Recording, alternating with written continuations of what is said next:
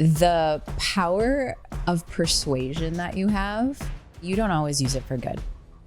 Wait, what? Today I have my best friend of over 20 years, the person who is the vault of all my secrets. The vault. I mean, I did my first tequila shot, also my first weed gummy. Yeah. At Disneyland. At Disneyland. I also feel like I had a chokehold on you when we were younger. Like I had to pee around you or something. Like she's mine. Entrepreneurship can be a very lonely journey if you let it do that. This is something I don't think we talk enough about. Friendships can also shift when you have success. Yeah. Yeah, we're gonna go there. Okay. Now we're just opening the vault, so. Have you thought this through? Are you sure you want to give me a microphone?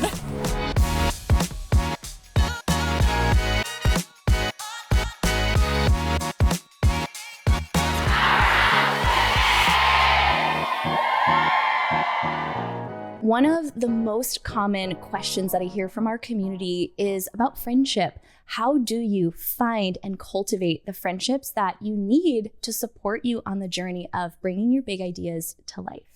And I have the most special person joining me on today's podcast. She's the actual love of my life. My best friend of over 20 years, Jenna.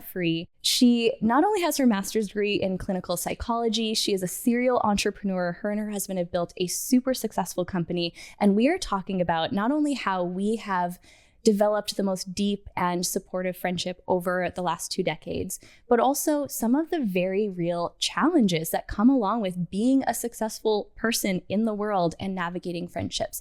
I know you're going to get so much from this. And also, she just may have shared some of my deepest, darkest secrets. So, you know, I should have known what I was getting myself into with this one, but I think you're going to love it. So today I have the actual love of my life joining me for the podcast. My best friend of over 20 years, Miss Jenna. Hi. Welcome to Powerhouse Women. Well, thank you. I am so excited to be here.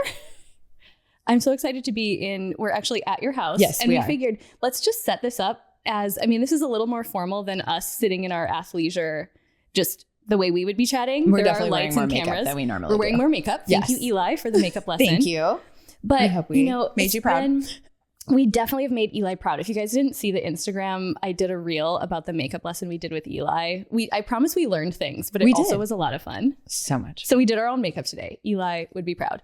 And, you know, one of the things that I get asked the most from people is about friendship and about like my actual real life friendships. And this is one that people don't know as much about. I think people see, you know, the friends that I've made through the industry and like the people who I love, and I know you love too. But this is the friendship that has been the foundation of my life. It's like the foundation of who I have become. We've grown up together.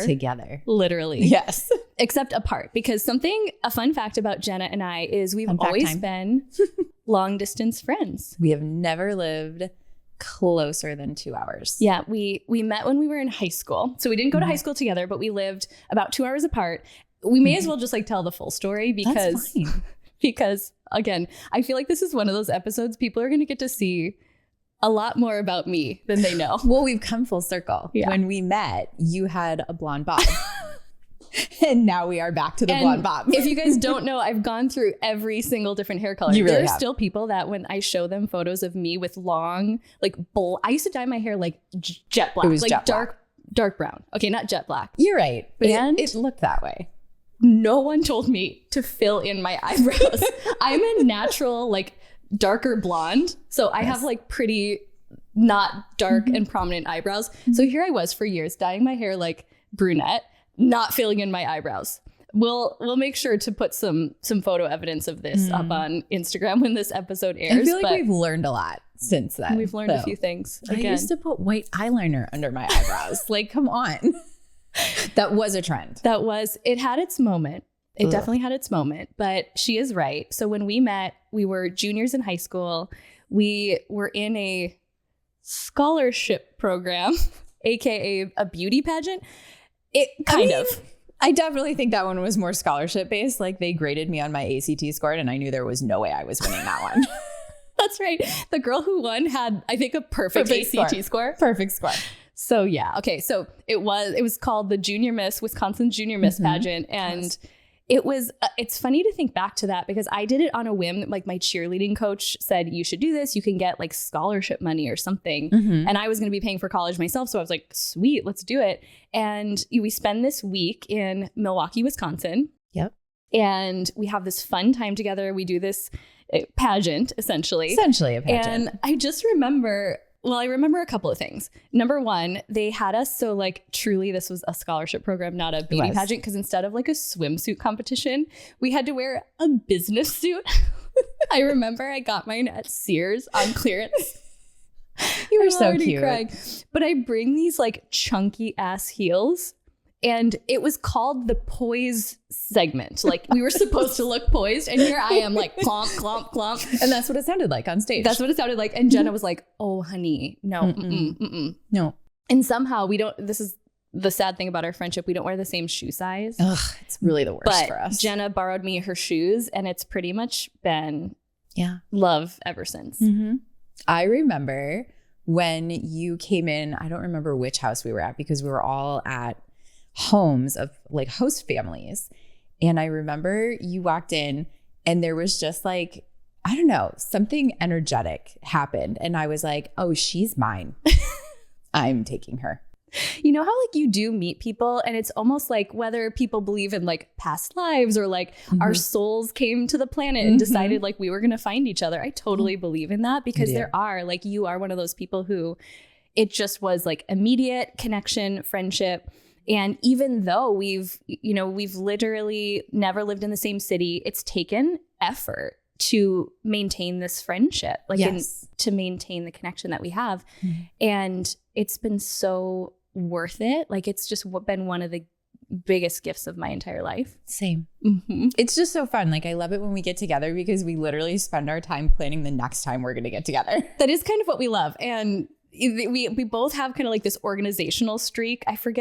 So I've started to learn more about my astrology and I have like this part of my astrology chart that's very organized. I wonder if it's in yours too, because we both love lists a little bit too much. It's unhealthy. It really is.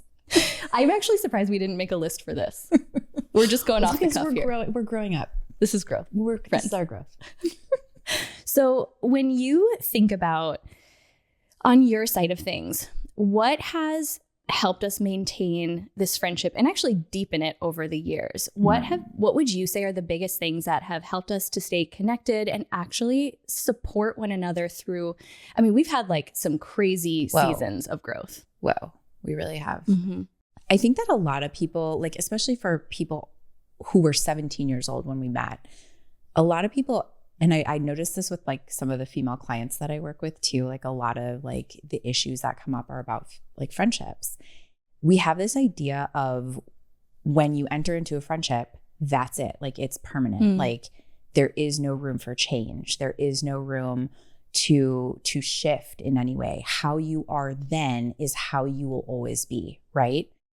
But I think the beautiful thing about our friendship is that because of the different paths that we've been on and the different things that we've been through, we've each been forced to grow in different ways. And that's introduced this beautiful flexibility into our friendship, where some moments it is we're focusing on your growth. Some moments we're focusing on mine. We're working through this issue together, that issue together. And it's just about finding and reassessing as you're changing what your needs are now and how I can support you in those. Because let's be realistic. We are not the same people. We do not have the same needs. We do not have the same opinions now in our 40s that we did when we were 17. We just don't. We're quite different. We have learned a lot. Some things the hard way. But I really think it's allowing there to be this flexibility in our friendship that has kept us close, because it's allowed us to like really give space for each of us to evolve into who we're becoming. That's so beautifully said. There was a part you said in there about, having these different seasons.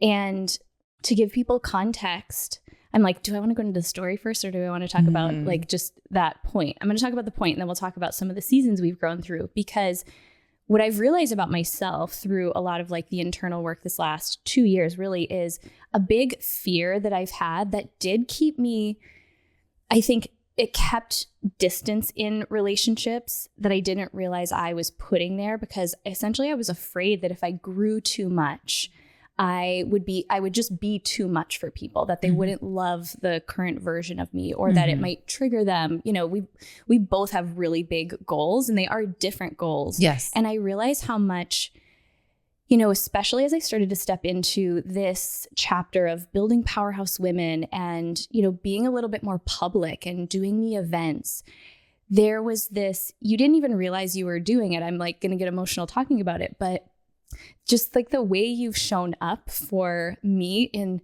like big moments. And, you know, if people are at the Powerhouse Women event, if they look for me, they're going to see you literally lurking in the corner, standing like 3 feet away with like a bottle of water and my lip gloss. Yep. And just like, I don't think you even realize how healing that has been for me, to just have someone who's like, no, I want you to go and be that version of you. And I've got you. And like, I don't need to be the one in the spotlight in this moment. And you have your own moments too, which we'll get to that.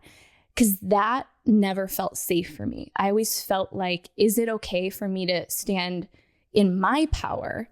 And I realized that I also ended up attracting different friendships along the way that were a lesson to trigger that. Yeah. You have always had your own sense of self. You've always championed me. I'll never forget when I first like published my book and I came to visit you, and you were in California at the time, and you had it like on your mantle. Yeah, it's literally in my office still.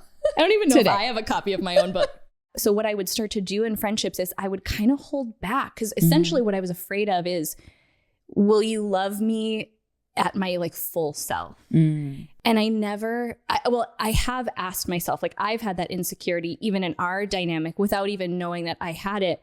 And anytime I've had that insecurity show up, you've just been there steady. Like I didn't even have to voice it. It was just the purest of support and love. And it feels so good to just get to acknowledge you for that. Because I mean, I truly am the person I am today because of our friendship.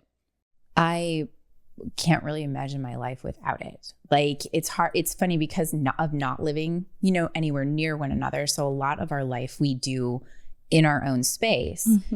But just knowing that you are there, right? Like all I have to do is pick up the phone. All I have to do is send a text. Like just knowing that we've made this commitment to like be in this friendship together, to grow together, to evolve together. And I really felt that in the beginning. I don't know if you felt that in the beginning, but I felt that so much in the beginning. Like this is your person. Like you will now go with her and do life together. And that's literally how it felt for me. Yeah. And so I just knew that when we met, like there was no other option. Like we were going to figure this life out together. And I've just been committed to that, whatever that meant. Right. Cause it's not like our friendship has always been easy. It's not like we've always been together. But there are just these things that you commit to when you know that you want someone in your life that way. Right. I'm remembering back to, and even just kind of thinking about the parallels, like we both are in our own ways, like pretty strong personalities. And I remember you sharing with me kind of early on after that connection where it was like, yep, this is now the person you're going to do life with. And just having you share like some of the struggles you had in female friendships in high school. And then now, you know, to kind of give people the highlight of the journey we've been on, you know, serial entrepreneur, you've had your own businesses. You now build this really successful construction company along with your husband. You are a therapist. She's got her master's, people. This is one smart cookie. But you have had all of this success yourself. And like I said, you've held space for me to have my own version of it. But how have like female friendships in general been for you? Because I know this is such a, you said it too, for your clients, it can be such a source of, I think, loneliness for people and disconnection. It can be a struggle, especially to find and deepen friendships in this phase of life. But what has your experience with that been, just female friendships in general? Dude, girls can be mean, like straight up gangster mean. And that was like when I met you, that was the season of life and girl friendships that I had been going through. And so I was kind of like just done with it. And then I don't know, it was our connection, just like the way we talked with each other, maybe being, confined in space together for as long as we were, that worked. But I just really feel like there is such a competitiveness, and even worth working with some of my younger female clients, like still a cattiness that exists. And it makes me sad because you're missing real opportunity to find your people and grow in life with them. Like I'm very aware that the friendship that we have, people are envious of it because, and that's okay. It's like a healthy envious. I'm not saying like a jealousy kind of thing, but it's just like, oh, I wish I had that, because I've literally had this person who's had my back for 20 plus years. Not everyone gets that.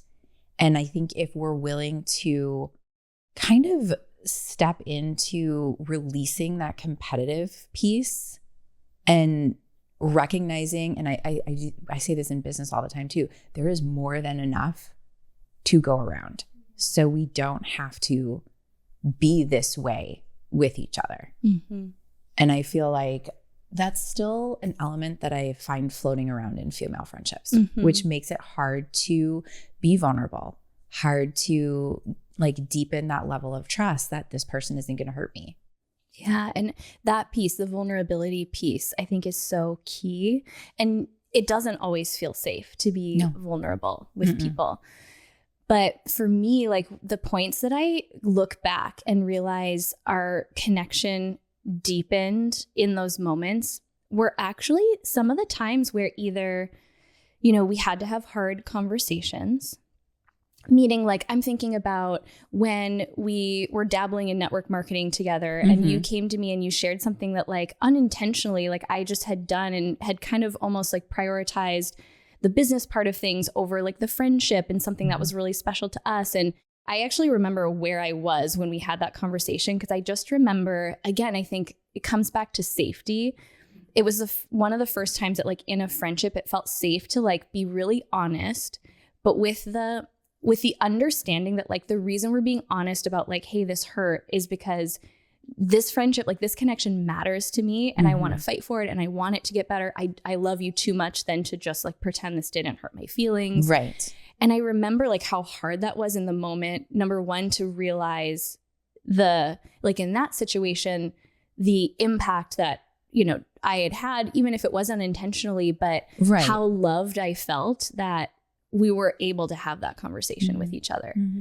Because things are going to happen. You can't go through 20 plus years of friendship without having some ups and downs, right? There will be some downs, but the way that you can bring them to the table, like a lot of times they're swept under the rug, right? Yeah. And that's where resentment grows, right? That's what pushes people apart. So when you can bring it to the table and say, hey, this really hurt my feelings, you may get the response you're looking for, you may not. But if you are strong enough to take that step to disclose that part of you, you may be really surprised with what comes back and meets you. How would you, because you do work with so many female clients and, friendship is such a topic that comes up, it affects everybody. If someone was coming to you and saying, okay, I'm kind of struggling in this friendship. I feel like I need to be authentic and speak my truth and just share with this person in an attempt to go deeper. How would you coach them, advise them to bring that conversation to the table? Because that moment, like that vulnerability moment, being willing to say it, not knowing the response that you're going to get. I think if more people were willing to have the honest conversation, again, either it's going to show you that that person right now isn't able to meet you, or it could end up deepening the connection. Right. We do a lot of role play with my clients because I feel like the more that you can play out the different scenarios that come up in your head, the more that you feel prepared for them. So I always like, and again, if you're not in therapy, that's totally okay. But do it with yourself in the mirror then. Yeah. I mean, you think about it. You know these friends of yours, right? You know them. You can kind of guess what you're going to get back based on the different versions of them, because we all have different versions of ourselves. And so I think practicing that, kind of your response then to it will tell you really how you want to approach it, right? And I think in those hard places, it's the best to be honest. Mm-hmm. And you may end up in tears, but you have to know that what you brought to the table is going to make you proud Mm-hmm. of being like a part of this friendship, or at least proud of the efforts you're doing to maybe save the friendship too. Yeah. You have to be willing to go first sometimes. Mm-hmm. That's so good. Right. For something that I feel like is even new for me in having like these communication patterns to also default to, because you're right, like in a harder conversation, sometimes like your nervous system is getting activated. So you're not like grounded. You're not maybe coming from a place that's not triggered.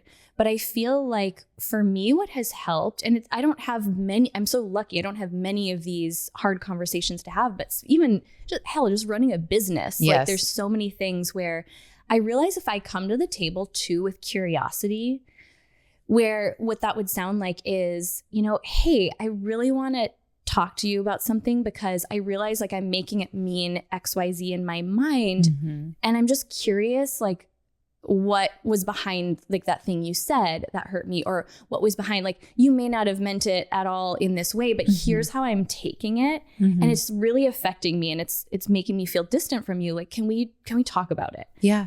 And instead of, because what I realized, and this was also even, in other relationships, is it usually didn't go as well when I was coming to the table and almost like making the other person responsible for my emotions, saying like, you made me feel like this. It's like, well, no, like I'm feeling a way about this. There was an interaction that led to it. But at the same time, I don't know what your experience was in that. And usually in that common ground, even if I think back to like some of the great and honest conversations we've gotten to have, that was at the heart of it. Yeah. That's what made it feel so safe to just speak our hearts. Yeah. I think you made a really good point too. And one that I use with clients a lot too is if we come to someone, let's say there's some kind of conflict or an issue that's going on. If you come in with you language, you did this, you said this, right? That immediately puts people on the defense. So you're already going to be in a losing battle if you're trying to solve a problem together. So coming from a place of curiosity, using I language, I perceived it this way, I saw this happening, what was your experience, right? All of that, like if you use I language and you make it about you, they're going to be more willing to listen, to problem solve, to help find a resolution that works for everyone. And that's not just for friendship, that's for everything. I was like, that's probably the best business advice we can also give you. Yes. Because that is something that is applicable in every single area where you're trying to have effective communication with people. Yes. Yes. That's so good. Something I was recently reflecting on, and I think I even did an Instagram story on it, was, one of the biggest things I'm learning in this season is about how much I am a recovering strong person, meaning I just really like to be the strong one. I don't like to be the one that's like, I don't have much to give right now, or I need support. And this last year, and you've been through your own version of it in different losses and different experiences that you guys have had, I want to speak to our fellow recovering strong people. Because both of us, and I don't want to speak for you, I'll speak for my version of it. You can share yours. I realized how much that when I am not the strong one is when I feel most vulnerable. I feel like I don't want to burden people. I don't want them to take on responsibility for my emotions. And the biggest thing I learned about myself, which is I think helps me show up when I'm in the other seat for other people this year, is that I just needed to communicate, hey, I'm really having a hard day right now and I don't need you to fix it. Yeah. I just needed to tell someone that like, I'm literally in bed and I cannot stop crying. And just like how vulnerable that felt to share, but the way that it actually allowed my friendships to deepen because it let people see the not strong side of me. Yeah. How has that shown up for you? Because we're both pretty strong. Totally. I think that it's shown up in the idea that people always want to fix, especially like you think about your relationships, friendships, anything like that. The people who care about you want to fix things for you. So when you come to them, maybe in a place of vulnerability, and you're trying to like just process something, right? Or just share this really crappy day I had, they're going to want to fix it. And I learned this in my marriage, that I have to come to the table and say, I just need you to listen. I don't want you to fix. Here's what's going on. And that has really changed things, because it's gotten me to be able to release that strength that I carry with me every day, so that we can get to the stuff that's deeper, right? And I can have a healthy place to kind of process that out. And it changes your relationships. And, you know, you don't get to the point where, obviously we have the benefit of a lot of years together, more years that we've been friends than we haven't at this point. I love that. So cool. We have the matching tattoos to prove it. We do. Hers, well, people are probably like, what's the tattoo? Hers, for our 20th friendship anniversary, we got matching tattoos. We'll show you if you're watching the video experience. Mine says no matter what, and hers says no matter where. And it's kind of our reminder to each other that no matter what and no matter where, we do have someone who has our back. Yeah. Always. So one of the things that, like, if people are thinking, okay, I would love to have a friendship that lasts the test of time, and you have all these years together, is the thing you can guarantee is that you're going to go through real life stuff together. And, you know, in the 20 plus years that we have been friends, we've now been through multiple boys. We'll call them boys because that was that era. Yes. Multiple suitors. Yes. We've been through marriages. Yes. We've now been through divorces. We have. Divorce, just singular. And we've been through miscarriages. We have. We've been through shared experiences that are, you know, they're not the part of life that any of us really want to go through, but they're the part that I think holds the greatest opportunity to deepen connection, if you allow it. I totally agree with you. We had a gentleman come and speak at one of the retreats that we host for my company each year. And he goes, it's about showing up for people in the bad times. It's not just the good times. It's like, he's like, when you show up for people, when they're down, when they're out, when they're hurting, that's when you really get to build a relationship with someone. So that's really, like, I've always felt that. And he just put it into words so beautifully, because I really do feel like that's where we deepen things. Yeah. And that's where, when I kind of connect it to what we were just talking about, is I think that's the opportunity to be vulnerable, to allow people to show up for you. And this is maybe the unfortunate part, but it just comes along with it. I think those are also the moments where you see who shows up for you. But you also see, for me at least, this has been my experience, with such compassion, the people that just, they can't meet you there because they haven't met themselves there. Yeah. And that, I think, has been a little bit of a hard part of this last year, is just understanding that the kind of support I needed had to be met with someone who had kind of met themselves in the gritty, darker parts. Like, they could actually hold space for when I just was, I was just in the deepest parts of it. And so for anyone who's listening to this and you're really just craving that type of friendship, or maybe you're in one of your difficult moments now and you're like, where are my people? Yeah. You might find your people in the darkest of moments. You might, if you allow yourself to open up and just let your nervous system tell you, like, who feels safe right now. Yes. And immediately when I started, like, when I was in the darkest moments, when I immediately thought of, like, who do I want to support me right now? Like, who do I want to text and who do I want to call? It was actually not a surprise to me who my top people were, but it was, again, such a healing experience to allow myself to have that vulnerability moment, not have to be the strong one, let myself feel like a burden. Like, I felt like one sometimes, even though I knew I wasn't. Right. Like, show myself that it was safe. And the way that my connections deepened tenfold over the last year has been one of the biggest gifts. There's been so many gifts over the last year, but For you, what has been your experience in those harder moments? Like, what are some of the hard lessons that you've learned about yourself, about friendship? And what are some of the blessings that have come on the other side?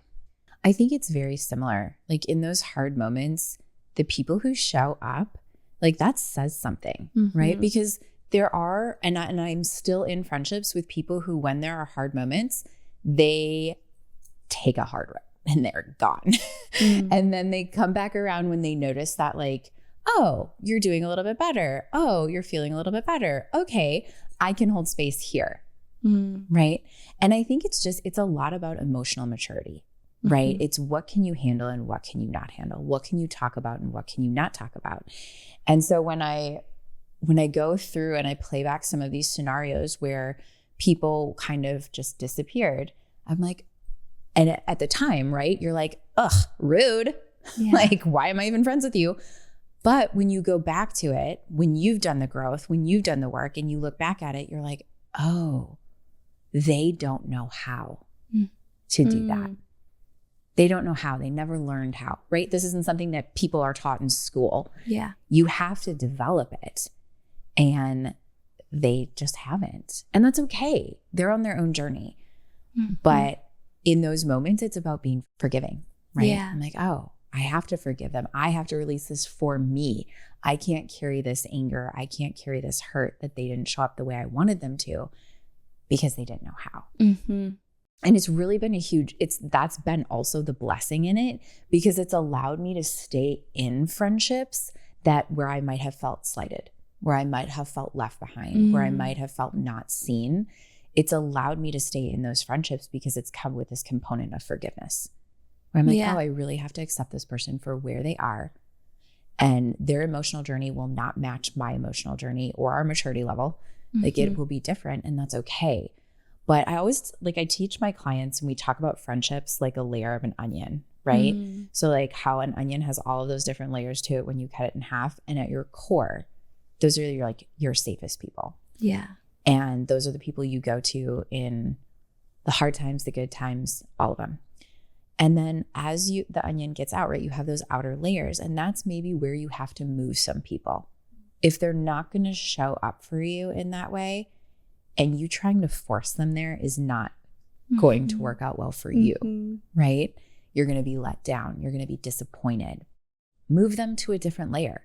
It doesn't mean you have to end the friendship. It doesn't mean it's over. It doesn't mean you cut them out of your life. Just move them to a different layer of the onion and respect that that's where they get to sit in your life. That's so good. Right? It's like the core of our suffering, we call it that, or a disappointment is our own expectations. Like, do the expectations match what this person has shown they're capable in this season of giving us? You're so smart. Thanks. I have a master's, whatever. It's fine. She's like, I just like to drop that into casual conversation. You do drop it into a lot of She has a master's. Did you know this? Okay, I want to talk about a different element of friendship, because I feel actually like this is the season that we're connected to each other, but then we're experiencing this in different ways in our other friendships. It's one thing to see who shows up for you in the hard times. There's a whole different layer when it comes to just seeing how people show up for you when you're at the top. Ooh, yeah. Yeah, we're going to go there. Okay, here we go. So, again, I've had my own experiences with this. Let's even kind of maybe just like walk people through our entrepreneurship journey, and then kind of up to current day. So I love to share this part of the story too. Jenna and her parents were actually the first entrepreneurs that I knew. Growing up in Wisconsin. So I was in Green Bay, Wisconsin. She lived outside of Milwaukee. So about 2 hours apart. Yes. That was the closest we've ever been. The closest. And I remember, in those early days, so we did our junior Miss pageant together. And then I'm going to like Storyville, but it's fine. We're going to get there, guys. We're going to land the plane. And I remember you called me up and you're like, hey, do you want to come on spring break with my family, basically? Because Jenna's an only child. I am the oldest of 3, and we never traveled. So I was like, a trip to Mexico? Like, yes, please. So I just was so lucky to get to spend so much time with your family. I mean, your parents are like my second set of parents. we got to spend so much quality time together through those next like couple of years. And I got to see, you know, your parents working for themselves. Then I got to watch you open your first boutique. Yeah. You were ahead of the curve. I mean, how old were you at that? Were you like 24? 24. Yeah. You were such a badass. Like, so she opens her own like clothing boutique in Milwaukee, Wisconsin. I just remember walking in and being so fucking proud. Like, and you know, that was its own journey, and that had so many lessons for you. Then moving to California with your husband, kind of going through, I mean, I shouldn't like just tell your whole life story, like kind of going through a season where like you didn't know what your path was going to be. No idea. Yeah. And then coming through that, deciding to go back to school, getting her master's, once again, people. And now partnering with your husband on, I mean, what I can tell, you guys were like always kind of made to go down this journey. You started your own construction company. Really? You saw it? I didn't see it. I saw it. I mean, come on. I'm like literally watching you walk in the footsteps of like your parents going into business together. Yeah. I mean, it's obvious, Jenna. Everyone can see it. I guess I was just resistant to it. But you guys are such a great team. And so Jenna's husband, Vince, who is one of my other favorite people, you know, kind of came up through the cold storage world. And so they have a construction company, super successful. Like we can just say like one of the top in a very short number of years. You guys have come in and like taken your industry by storm. You've kind of been disruptors. Ooh, I don't know if I like that word. I'll just say it. You've been disruptors. Yeah. And I kind of think of Jenna now with like her master's degree plus like this successful company. She's kind of like, if you watch the show Billions, she is Wendy from Billions. They call me that at work. Yeah, that's basically who she is and what she is. But I know that the success has brought its own set of challenges in relationships specifically. And this is something I don't think we talk enough about. It can be very tender to talk about how friendships can also shift when you have success. They can. Yeah. And it's a challenge because you have to set new parameters. Like that onion I was talking about before, people have to shift to different levels of the layer in that. And sometimes it's for your protection, right? But sometimes it's just because they don't understand what you're going through anymore. Yeah.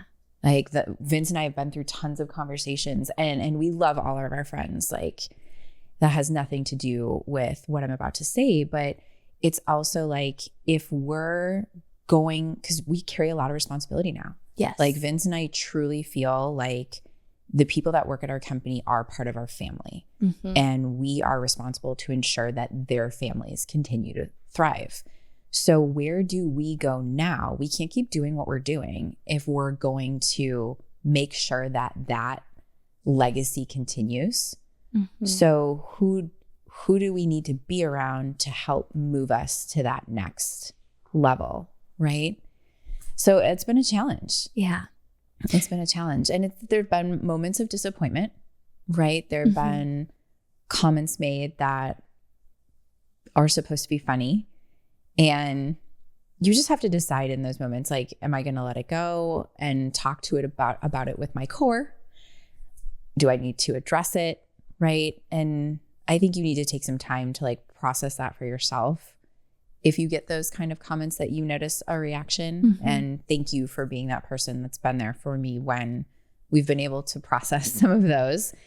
And yeah, it's just taken some reorganization, I think, when you get to that place of success.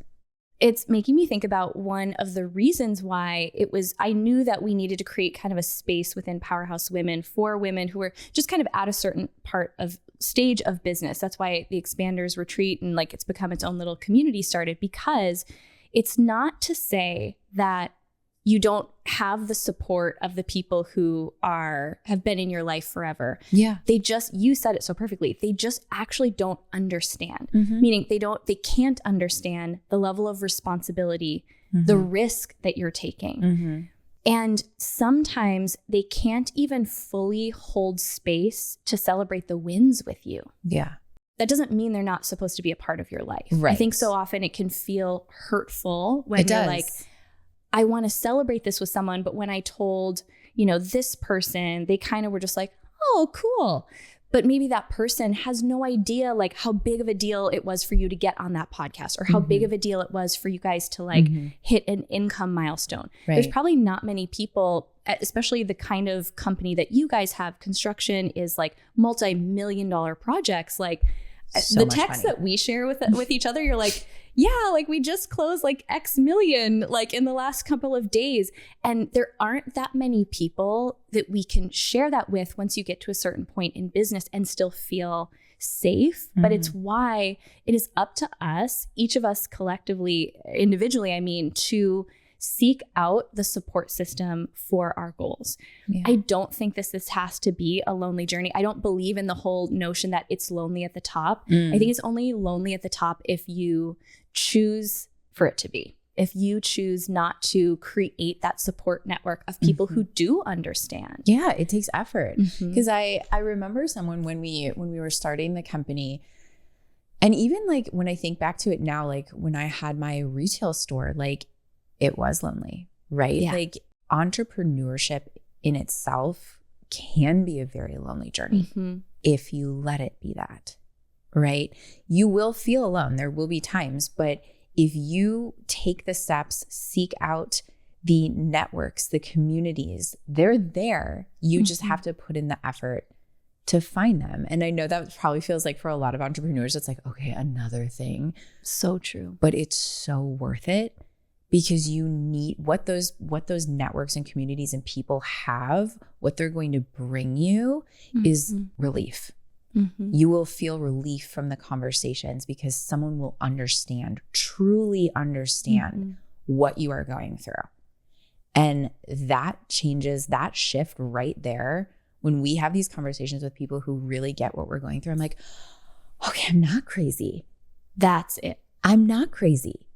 This is not okay that this happened, or this is a normal thing that business people go through and I'm just new at it. So I didn't know these things. So it's so important to seek them out, because I do agree a little bit with the sentiment that it is a lonely journey because it's yours. It's in here and it's in here, and no one else can know what that looks like or what that feels like for you. You have to be able to communicate it and then go out and seek the people who also can be like, I get a little bit of what that means for you because mine looks like this. Yeah. So how have you and Vince found and cultivated that network for yourselves? I think we still are. Like the great part about it is that we have such a wonderful industry. Like I will just continue to gush about it. We gush about it on our own podcast all the time. The Cool Times podcast. The Cool Times podcast. Find it where you download podcasts. For cold storage. Listen in. Very sexy, you guys. Very sexy. But we gush about it on there all the time, that this industry, there are just so many people who are there who are wanting to help you. Like I remember when we embarked on this journey, like it was a matter of like 2 phone calls. And I had people who were like, hey, what can we do to help? We love this for you. We love that you're willing to do this. What can we do to help? How can we, get behind you and support you? And it was just so wonderful. So I know what our industry has is super special. And so part of it came very naturally from that. But it is not easy, right? It took Vince and I being in the rooms, having the conversations. Like we never stopped traveling. Like the people in my neighbors, I love them so much. They joke all the time. They're like, well, you're never home. So, and then we got called or coined the unicorns of the neighborhood because we are never here. So when people were like, new people come to the neighborhood, like our neighbors will be like, oh, well, Jenna and Vince, they live, here. They're like, no, they don't. We've never seen them. We don't believe you. Basically like seeing a unicorn. Right. So we've been coined the unicorns because again, when we are home, I'm sleeping. We are so tired. The bed. I'm a grandma. But I think it also underlines the cost of the success that you guys have created and you've committed to it. And I've gotten to see behind the scenes and in the front row what you guys have poured into building not just the business that you have, but one of the best company cultures that I have ever seen. Thank you. You're masterful at it. And it's part of the reason you've had the success that you've had. And again, going back to like people, will see the exterior of what you've created. They'll see the great benefits of the success you've created. Very few. Even I have gotten such a front row seat. Even I don't know every single thing that you two have done to build what you've built. But I'm proud. Thank you. Thank you. It was kind of the forefront of our mission when we were going to start a company. I remember Vince came on and he's like, we're going to start a company. I was like, no, no. Been there, done that. We're done. I'm not doing it again. No. And then things shifted and I was like, no, we're going to do this. And we talked about it and we just said like, it has to be different. Like if we're going to start this company, it has to be different. And at that point, we didn't even know what that meant. We just kept using the word different. And I was like, at one point I was like, we need to finally like define what this word means for us, because frankly, like just saying it over and over again is not going to be different. It's not going to make us different. So we really were able to kind of like define what that meant for us. And it's all about our people. It's putting people first. It's using a lot of the master's degree to recognize what it takes to make people want or create a place that people want to work at. Yeah. Because your customers can feel that too. Yeah. Yeah. Yeah. It's all about the people, whether they're your customers or your people who work with you. That's what it is always. So. Well, I've been so blessed to learn so much from you guys along the way. And again, same. Getting to reflect back on this journey together in this way is so cool. I was kind of wondering, I'm like, what are some fun questions? Since this is literally, you guys, the person who is the vault of all my secrets. The vault. All of them. All of them. So what do you think people would be surprised to know about me? Oh, there's a lot to choose from. I'm literally giving her free rein to go wherever she wants with this question. I would say that the power of persuasion that you have, that you don't always use it for good. Wait, what? You don't always use it for good. Wait, please describe. Well, which option would you like to talk about? Okay, now we're just opening the vault, so I want to know which one you're thinking of. The one I'm thinking of happened outside of a nightclub in Mexico. Where we came up to the door and there is this sign that says cover like X amount of dollars. Pesos. It was You're right. It was pesos. What am I saying? And it said it in Spanish, but that's right. I'm remembering where you're going now. And we came up with this huge group of people and you got all of us in for free. Like, not bad. I just said, not evil. Is there a cover? I'm standing right next to the sign that says there's a cover. I just said, is there didn't I say it in Spanish? That was like in my. And I literally think I have a picture of you standing next to that sign somewhere. Well, this is. I'm standing next to the sign that says there's a cover, and something people probably didn't know about me is that my minor in college was Spanish and Latin American studies. So for a hot second, I was like conversationally fluent. We won't go with fluent. So we would go to Mexico. I'm just like this, cute blonde acting innocent. And I remember that day because we just casually said, is there a cover? And, just pretty much get away with murder there.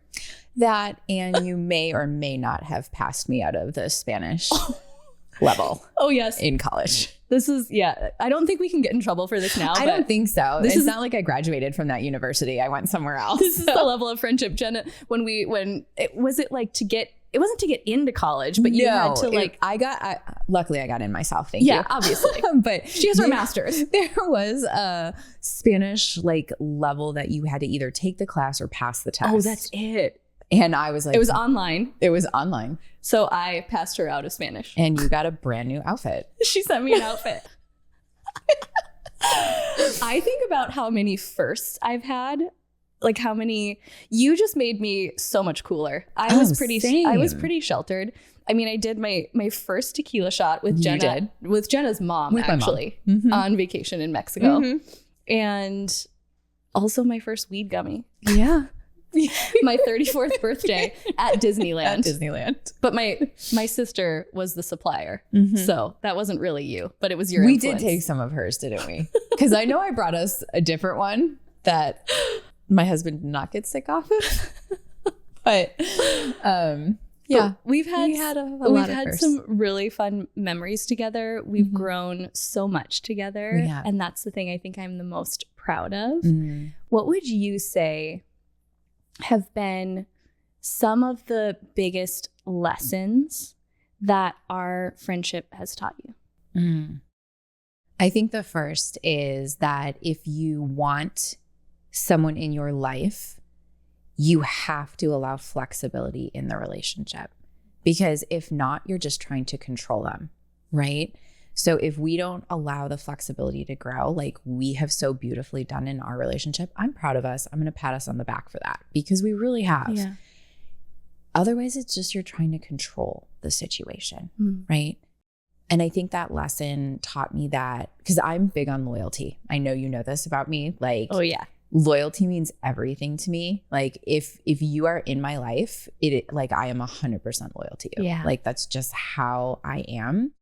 But I think when I was younger, that I didn't fully understand what that meant, right? It means like, I think I meant to me, like everything had to stay the same, right? And so I've learned that loyalty does not mean stagnancy, right? It means that you have the ability to love someone as they are and the version of who they are becoming as well. So that's been a huge lesson for me.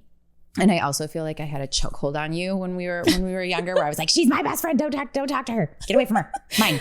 Like I had to pee around you or something. Like she's mine. But what I love about the fact that we've never, that's literally what it felt like for me when we were younger, because girls were so mean in high school. They were so mean. And so when I found you and we just had this beautiful friendship, I was like, nope, she's mine. No one gets to talk to her. You don't get to talk to her without me present. Like I was very like, she's mine. But not living together ever in the same city really allowed us to bring in all of these other unique people that we each got to meet in our own lives. And it's become this beautiful thing to watch you blossom into this version of yourself and to see the amount of different people that you've had an impact on.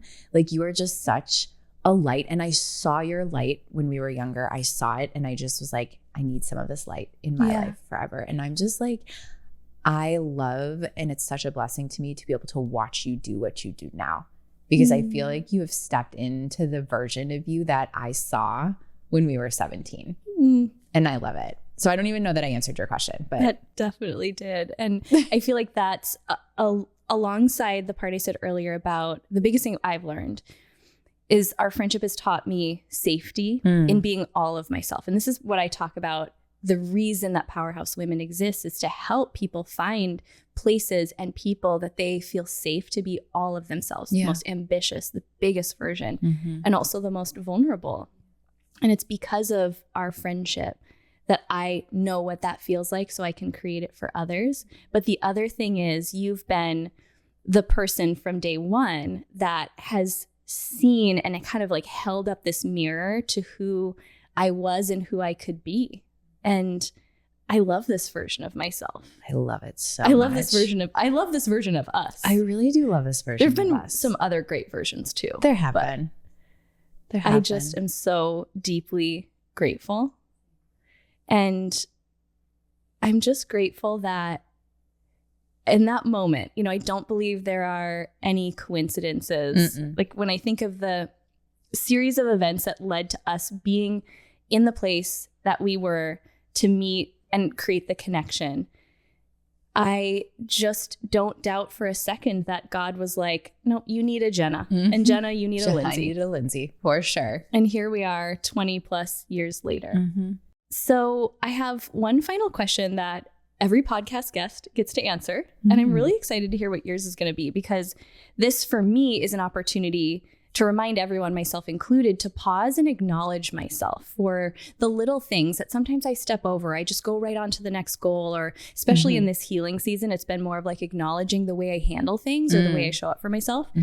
It can be anything big or small. We just call it a powerhouse moment. But if I ask, what's like the first thing that comes to mind when I say, what's a recent powerhouse moment that you want to celebrate yourself for? What is the first thing that pops into your mind? Oh my gosh, I need a minute. Great. I can't think of anything. I can wait. I know. Check your nails. It'll be fine.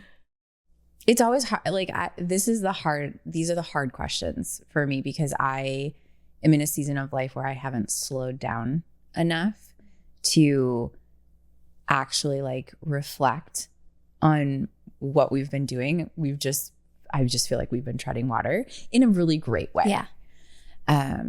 But in terms of like a powerhouse moment would probably, okay, I can give you a recent one, would probably be passing all of the general contracting licensing exams that are required for our industry with a psychology degree. Like I had no idea what I was doing, but Vince was like, here, you're tasked with these things.